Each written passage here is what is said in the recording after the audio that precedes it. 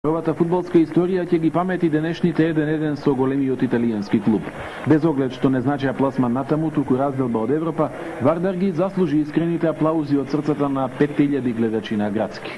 Никој не ќе може да го оспори резултатот, иако во составот на Капело не беа најголемите звезди. Убедливите 4-0 од Рим го одредија текот и на оваа средба. Баш како што рече Стратев, Вардар одигра толку колку што Рома му дозволи.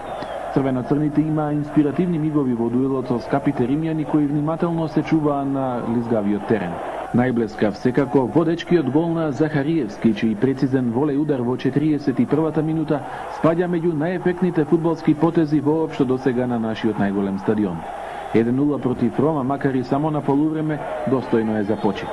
Особено што и Зекир неколку пати ќе беше совладан без да допре топка, ако не изнапромашија огромни шанси редоследно Кандела, па Касано, па Дероси и уште еднаш Касано. И сето тоа во првиот дел.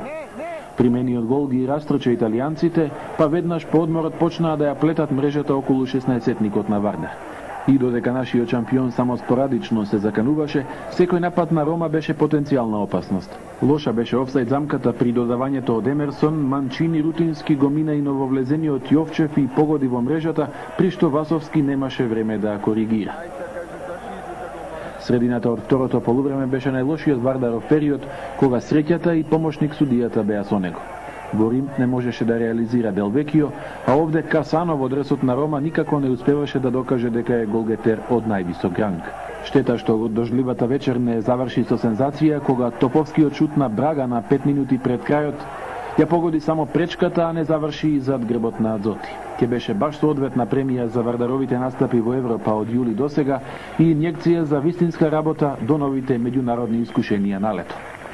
Најтрофејниот македонски клуб доживеа катастрофа и резултатски се посрамоти на еден од најубавите светски стадиони, а Шалке арена во Гелзенкирхен. Вардар го доживеа најубедливиот европораз, а Шалке 0-4 ја забележа највисоката победа во Интертото. Може би немаше многу да промени, но вистинска штета е што уште во третата минута прво Вандер не ја зафати топката по додавањето од Серафимовски, а веднаш потоа и Тасевски од изгледна позиција се исплаши од голманот Рост. 60.000 фанови на кралските сини водството на Шалке го чекаа до 20-та минута. По корнерот на Фермант Валдох ја погоди стативата, а од офсайд што судиите не го санкционираа, Крстаич го постигна деби голот во синиот дрес.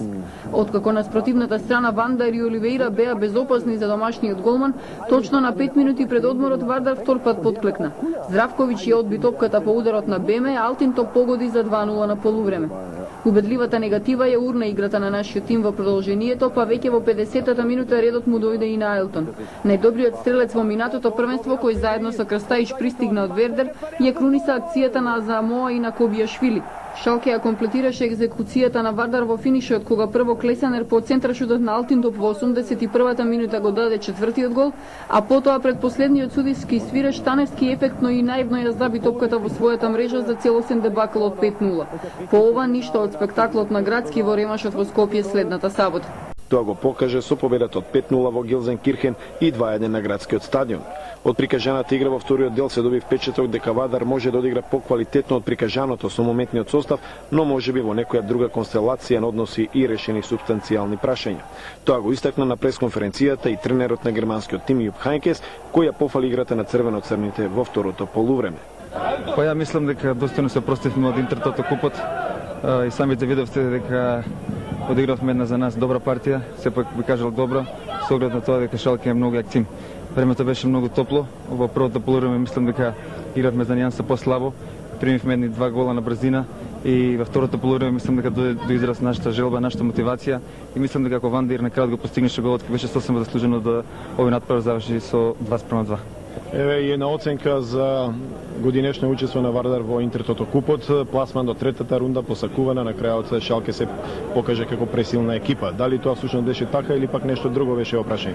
Па јас би го оценил настапот како позитивен на Вардар во овој куп.